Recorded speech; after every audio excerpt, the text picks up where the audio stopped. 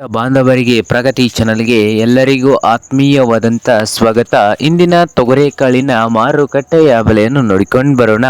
ಇನ್ನು ಯಾರು ಹೊಸದಾಗಿ ನಮ್ಮ ಯೂಟ್ಯೂಬ್ ಚಾನಲ್ ನೋಡ್ತಾ ಇದ್ದರೆ ತಪ್ಪದೇ ಸಬ್ಸ್ಕ್ರೈಬ್ ಆಗಿ.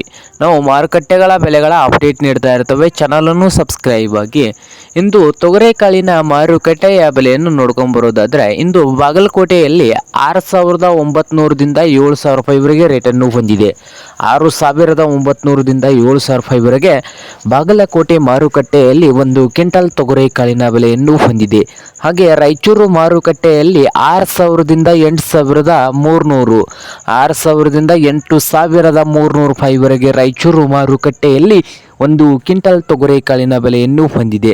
ಹಾಗೆ ಇನ್ನೊಂದು ಮಾರುಕಟ್ಟೆ ಆದಂಥ ವಿಜಯಪುರದಲ್ಲಿ 7,400ದಿಂದ 8,000 7,400ದಿಂದ 8,000 ರೂಪಾಯಿವರೆಗೆ ವಿಜಯಪುರ ಮಾರುಕಟ್ಟೆಯಲ್ಲಿ ಒಂದು ಕ್ವಿಂಟಲ್ ತೊಗರೆಕಾಳಿನ ಬೆಲೆಯನ್ನು ಹೊಂದಿದೆ ನೋಡಿ ರೈತರೆ.